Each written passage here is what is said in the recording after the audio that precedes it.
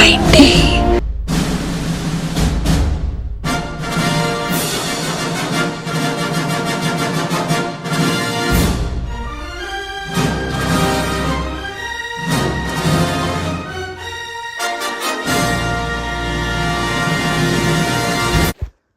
Did you know that before Samuel L. Jackson, the first Nick Fury on screen live action was David Hasselhoff?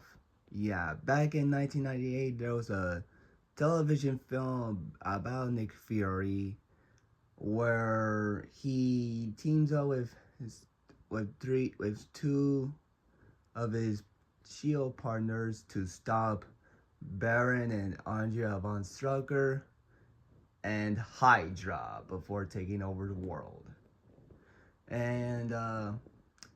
And like Generation X, this is a TV movie that's essentially technically a TV pilot for a TV show that went nowhere. And it was supposed to be other 5 movies.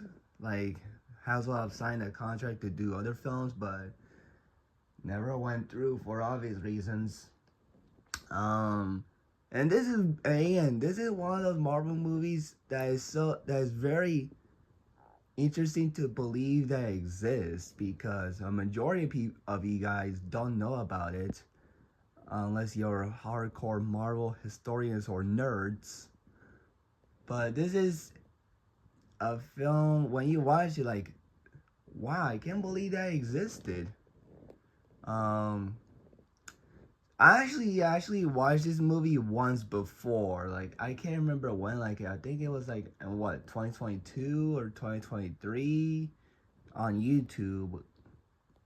And I thought it was cheesy. It really was cheesy. And watching it right today wasn't that different from my previous experience watching it.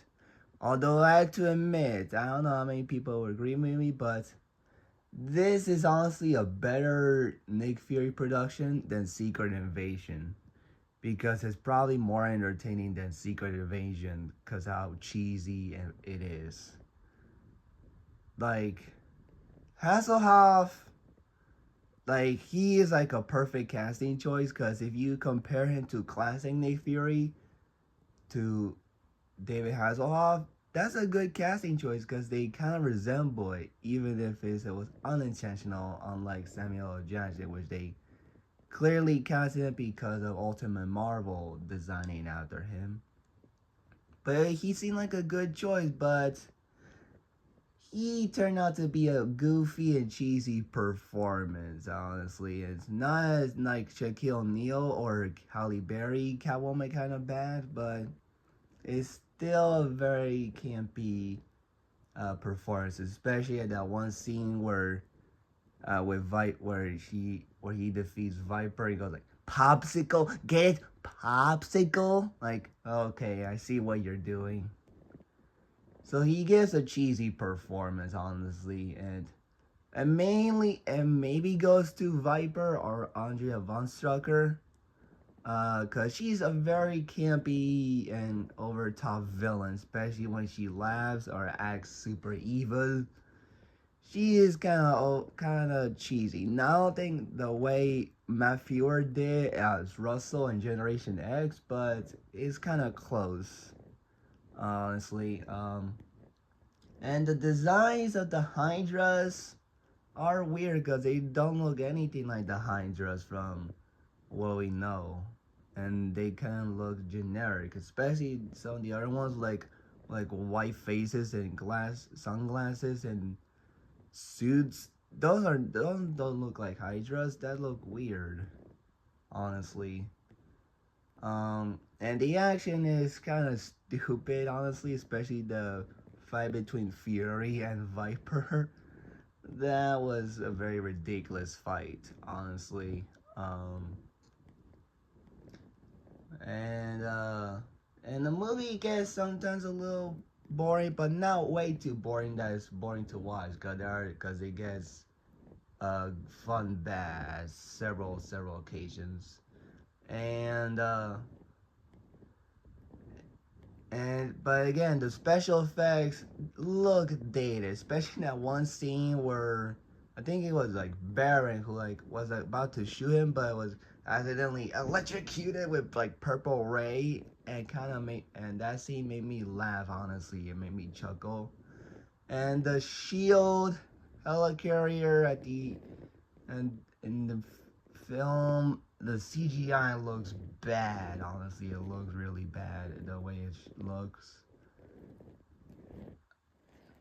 Um, and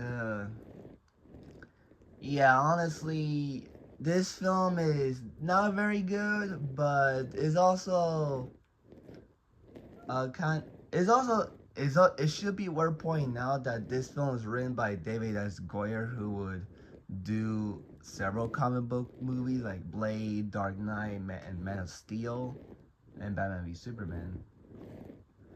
So I think this was a quite an interesting debut for him, honestly. Although